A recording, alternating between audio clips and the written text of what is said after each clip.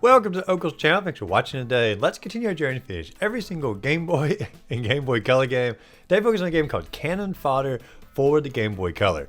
Now this particular game here I had never played before, never heard of before, but evidently it's a fairly famous game. It's on the SNES, the Amigo, and so evidently it's a well-known game. Lots of people enjoy the game, and I do feel like this is probably the worst way to play the game because the graphics, as far as the overall gameplay, are actually not all that great. I will admit, the cutscenes and the CGI image stills and the menu, all very fantastic, very flashy. But as far as the gameplay itself, for a real-time tactics game, it just simply doesn't look all that great, and more importantly, it just doesn't play all of that great. We're going to jump into all that and more as we journey through Cannon Fodder for the Game Boy Color.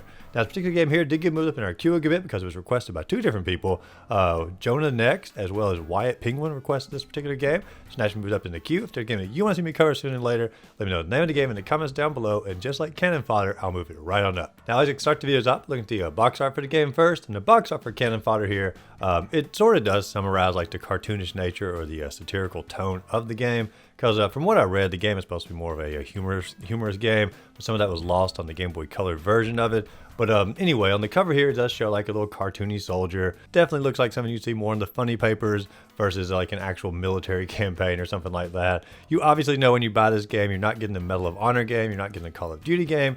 You're getting more of a cartoonish fun adventure. Now, when you start the game up here, you are going to get what arguably the game is most famous for, which is the intro cutscene, because the CGI in the cutscene is absolutely fantastic. Whether it's going to be the screenshots initially, or then a full video animation here of different soldiers tossing a grenade back and forth and a little explosion. This is very impressive for the Game Boy Color, and there's no really getting around that as far as the graphical capabilities here. However, if that's impressive, the audio quality is depressive here because it's saying in the background, war has never been so much fun, but the audio quality of it is just absolutely horrendous, and I had to listen to 4 times just to understand what they were even trying to say here. And I'll let a little bit of it play right here.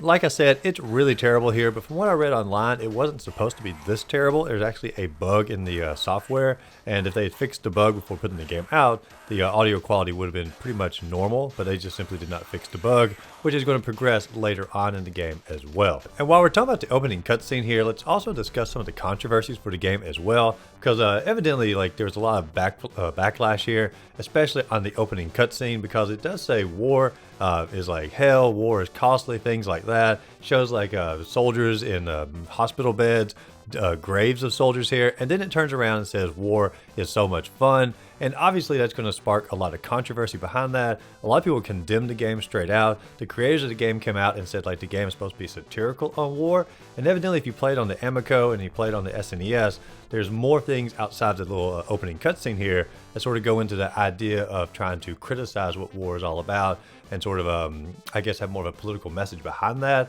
But if you play the Game Boy Color version, the only satire you're going to get is in the opening cutscene, and since the rest of the game doesn't follow up with that, it just makes the intro just a little bit more odd than it already was. But regardless, when you start to go up here, you do get to name your overall character, your overall save file. I named it Ogle, so my entire, I guess, crew here is going to be under the command of General Ogles. And the enemy here I named Gannon because I was who am I going to name of the ultimate evil army I'm fighting against? I guess I hate Zelda on the mind, so I named the commander of the evil army Gannon here. Now, after you name your 2 main generals, you're taken over to the menu screen here, and the menu screen is a very fancy menu. You have the barracks that you can go into. In the barracks, you can save your game, you can look at your overall stats, things like that. You can transfer over looking at the helicopter here, fully animated helicopter I might add. You select this, you can actually journey off to your missions, we're going to get to in a second because that's what we have to do in order to complete the game.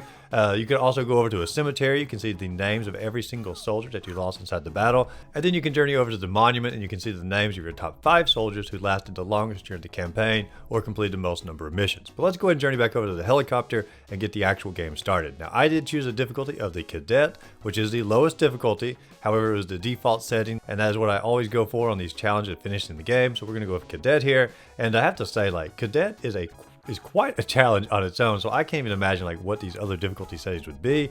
But especially with like all the glitches we're going to encounter later on in the game. But anyway, Cadet is what I go with. We're agreed with a little bit of a story here. Every mission starts up and you have like a little sort of like a typewriter typing out your overall mission.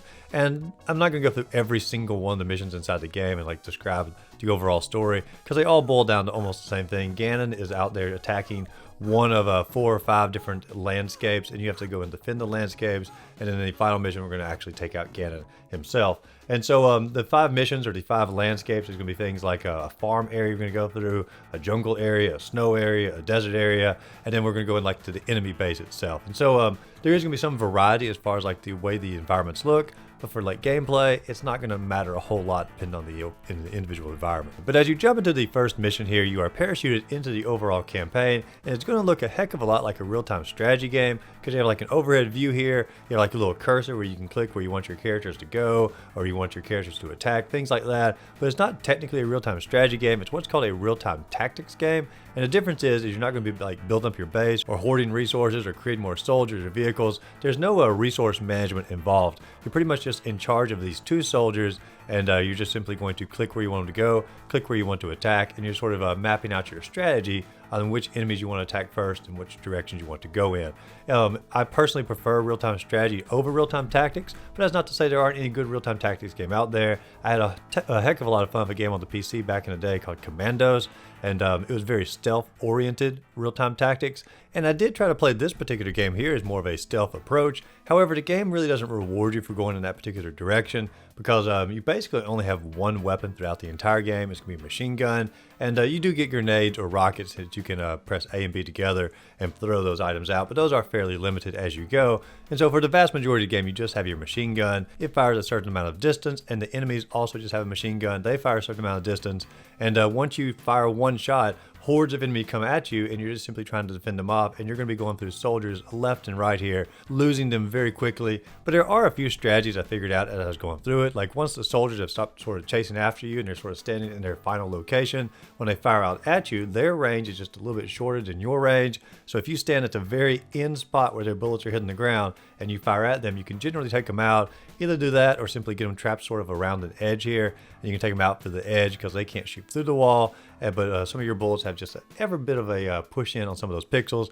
You can take them out that way. And so I never felt like I was like really good at the game. I felt like I was just sort of finding ways around the mechanics here in order to, I guess, cheese the gameplay a bit. But even though I did employ these particular strategies as I was going through the missions, more often than not, I would get just sort of bombarded by enemies, surrounded by them, accidentally step into an enemy camp here, and I was just simply bombarded by soldiers, and I was taken out in no time. And when you do lose your 2 soldiers, it's not just an immediate game over. You have tons of soldiers in your ranking here, and basically you get 2 new ones parachuted in at the top of the map or the bottom of the map, wherever you started at. You have to journey back all the way down to where you were at. If you die again, you're parachuted back at the beginning, and it's just simply going to be a lot of repeat of the same area, and so you waste a lot of time journeying back down there. And that is part of where the game's satirical or commentary on war comes in here, as far as viewing soldiers as disposable. That's actually the title of the game, Cannon Fodder.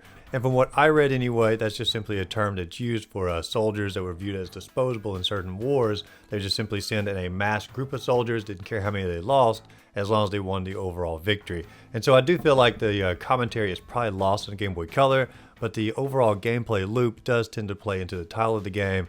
And I do feel like that's what they were going for, but it also doesn't make for a very fun gameplay loop or for a very fun game in general, at least in my opinion. But like I said, I'm not going to go through every single mission in the game because there are 25 missions, some of them divided into multiple phases here. I think there's like 70 something overall phases throughout the game, but I'm going to go through sort of the highlights here as far as like which ones swap the gameplay up a little bit or lessons that I learned as I was going through them. And so in mission number 5, part 2, this is the mission I figured out you can fall off the edge. Another annoying mechanic in the game. Most strategy games, when you walk up to the edge, you sort of stop. Not in this game, you fall right off that edge. In 5 part 3, you get what's called a skidoo. and is in an ice environment. It's sort of like a snowmobile. You can actually run over to enemy soldiers, makes for clearing out this mission so much faster. And mission 7-2, you're going to finally get into more of an ice level again. You're going to find the igloos here. Some of them are half destroyed. Eskimos throughout the environment. Actually throw a little fishing rod out, try to fish a little bit inside the adventure here. Now, when you get to 8-4, you're going to get the first boss in the game. His name is Bambo, obviously taken off of Rambo here. He has a machine gun and grenade launcher, and he can basically throw these out at you constantly. This is probably the hardest boss in the game for me anyway, and it's odd that he's the first boss in the game. Took me several tries to actually take out Bambo here.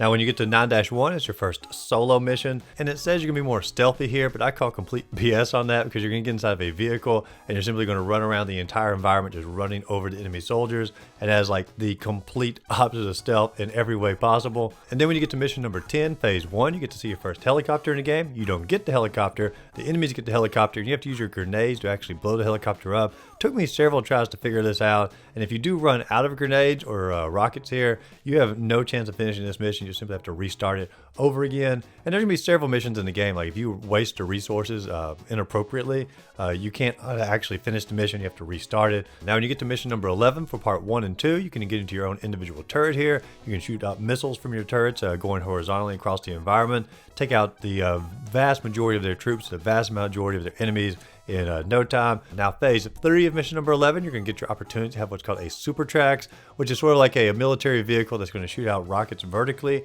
And you sort of park your vehicle wherever you want and then aim on the map with your little bullseye here, and you just simply shoot the rockets out. It's going to land there and take out all of the enemies in that particular area. Then in mission number 14, part 4, we finally do get our very own helicopter. Helicopter is by far the best weapon or best vehicle inside the game because you can basically sort of transport yourself anywhere you want to the environment, get out the helicopter, roam around there, or just simply stay in the helicopter and shoot out missiles from it and destroy all the enemies that way.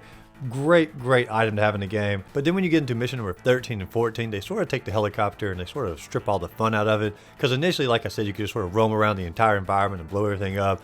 Now it's going to be used as more like a transport piece, because some of these missions don't actually give you missiles on the helicopter. You just simply have to get in the helicopter and then transport your troops over to another area on the map, get out the helicopter, destroy all the enemies in that area. And I wouldn't really mind that particular gameplay, like step by step, so much. But if you die in that second area after you've already taken the helicopter over there, your troops originate back at the very start of the map here, and you can't actually get back into that second area because the helicopter's in the second area, so your only option is to restart the mission. And I do sort of feel like that's a flaw in the game because they basically just hard locked you out of an area, and you could spend hours roaming around the environment trying to figure out how to get in there, and there is no way. You simply have to restart a particular mission, and I do feel like that's a flaw in the overall gameplay. Now, mission 14, phase 3 is going to be your next boss inside the game. Her name is Projected, the leader of the Ice Forces, and she is way easier than, not Rambo, what was his name? Bambo here, because she cannot go vertically. She only goes horizontal back and forth. Makes it way easier to target your attacks here,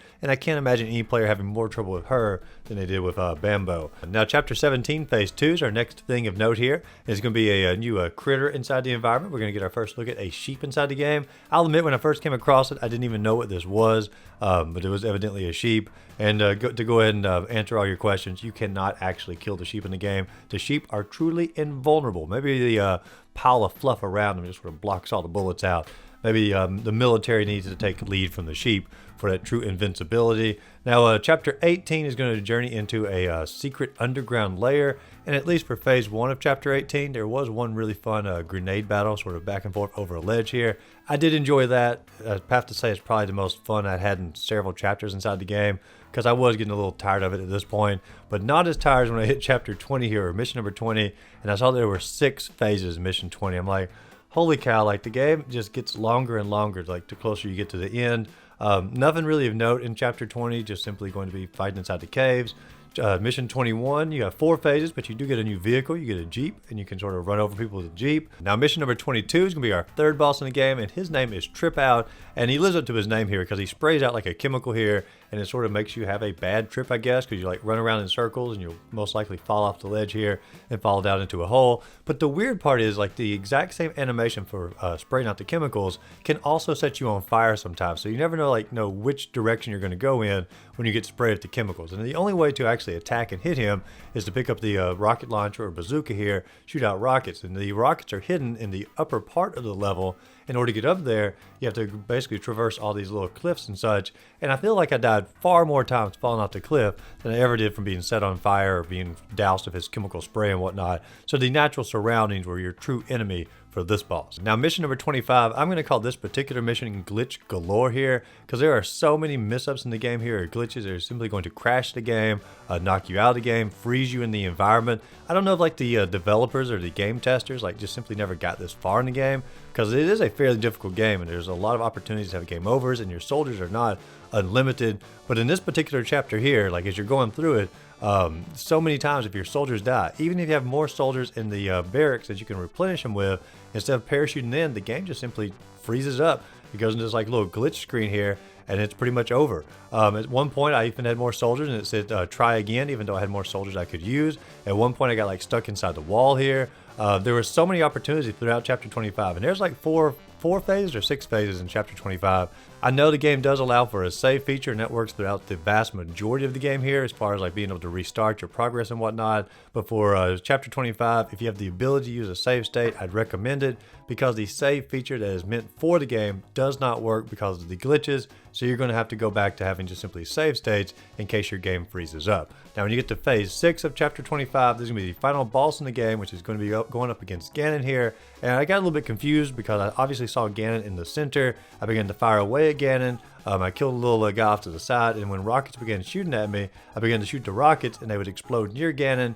And I guess that actually killed him, because like maybe 10-15 seconds into the actual game here, Ganon passed away and it said I had finished the game. So a fairly anticlimactic ending here. And of course there are going to be a few CGI screenshots, displaying the story of your victory, rescuing the hostages, things like that. And then the credits do begin to roll. But let's talk about the game as an overall here. Now me personally, I didn't particularly like this game. I didn't really like the gameplay loop itself. I didn't like the idea of just having tons of different soldiers and just sort of rushing them into battle, losing the soldiers. I would have preferred more of a stealthy type game. I know that's not the game that they wanted to make here, but the game that they chose to make going in this particular direction just felt very chaotic in a lot of cases. Felt very much like I wasn't in control of my characters unless I did like a strategy, like I said earlier, to sort of cheese my way through the level, and that just simply wasn't a lot of fun for me.